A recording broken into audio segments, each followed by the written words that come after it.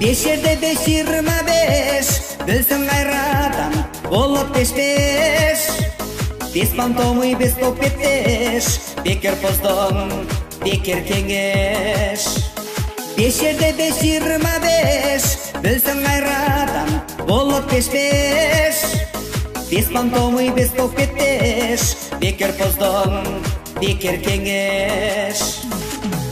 Саламатсыздарбы, урматтуу көрөрмандар.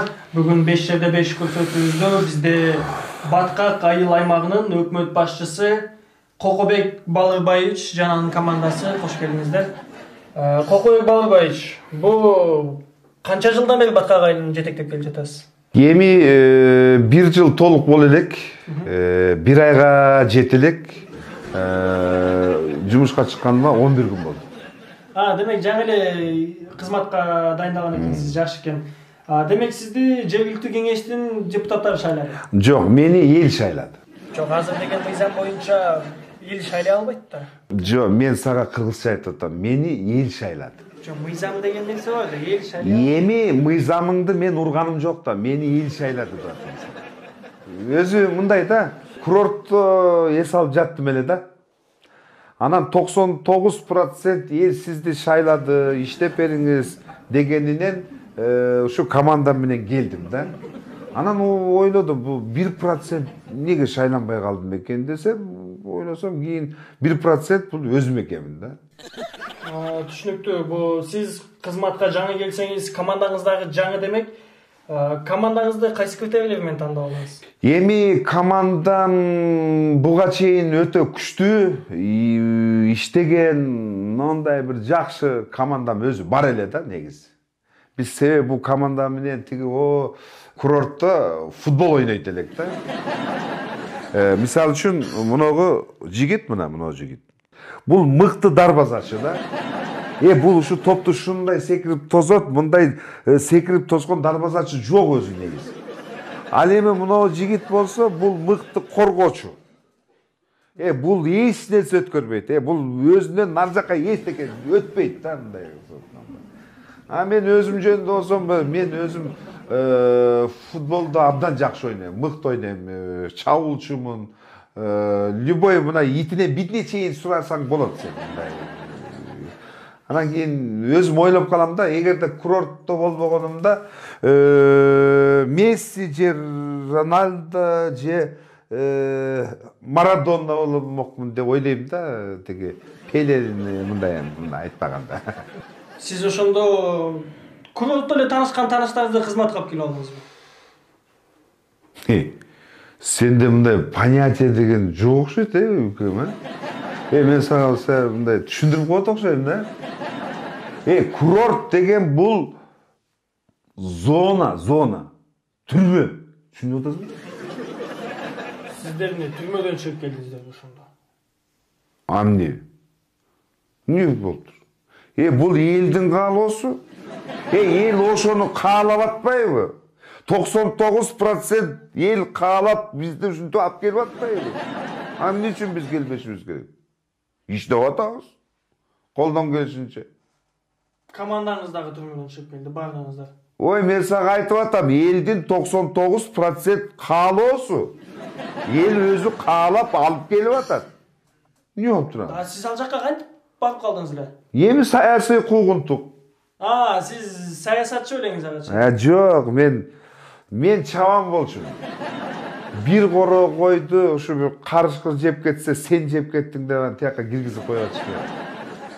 Командаңызчы эмне болуп калды? Эми команда менен бул, мисалы үчүн мыногу жигит. Эгерде курортто болбогондо, бул жигит жанагы колунда таяк менен кармап бар, бийиктикке секирип боюнчачы, бул олимпиаданын чемпиону болмок.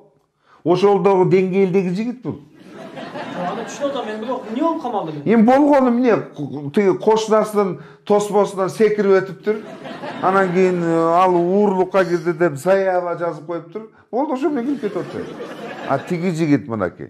Муну муну монстр жегич дейт. Карасаң муну жашынакай, карачы муну бир төй жашынакай күлүп койсоң, лампочкамды карачы муна. Ушуну ким айтат жегич деп? Жок, эми мындай караганда жегендей көрүнүп эле турат. Жок, бул курортко чейин бир жакшынакай эле сага окшогон эле кымча жигит болгон. Анан курорт аякта билесиң да, өкмөт багат экен, камап алып эле оозуна берип эле жележе деп берип атса, анан семирет да. Кочкорду деле караңгы жерге байлап алып, жем бере берсең семирет да, туурабы? Ошол сыяктуу кеп. Өзү түсү ушундай кызылбы же бир аз давлениясы? Жок, бул жигиттин кече курткасы сыртта калып кетти.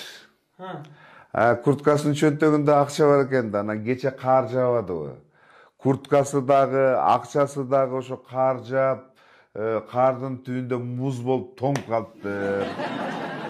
Анан кийин ошо эртеден бери давлениясы көтөрүлөт.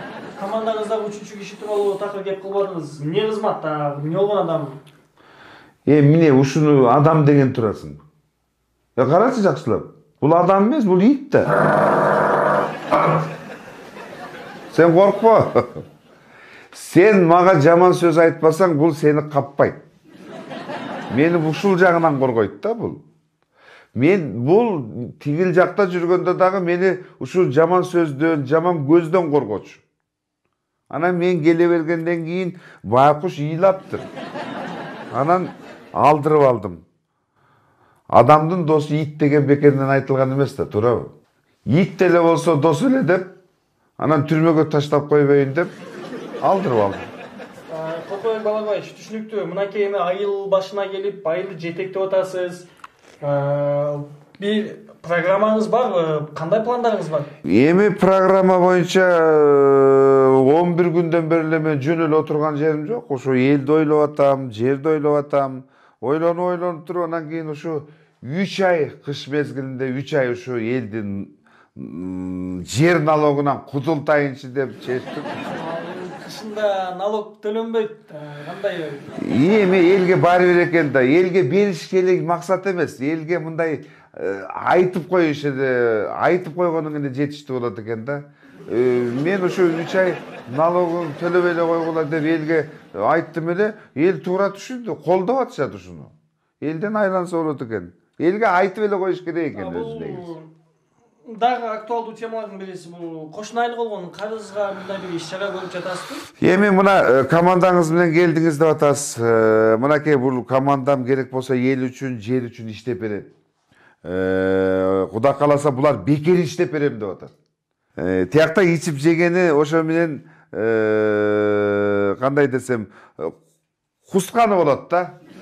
Анан эми булар кусса, мен тиги айылдагы карыздардан кутулганга мүмкүнчүлүк түзүлөт. Программама ушуну киргиздим. Мен кечиресиз Кокобек Балабаевич, бирок мен мындай түшүнө алган жокмун. Баткак айылынын эли бул кандай эл, эмне болгон эл мындай? Түрмөдөн да адамдарды алып чыгып келип башына коюп алса да боло берет. Мен түрмөдөн чыктым деп айттымбы? Мындай сөзүңө жооп бересиңби? Жок, эми Мен чыктым деп айткан жокмун да, туурабы?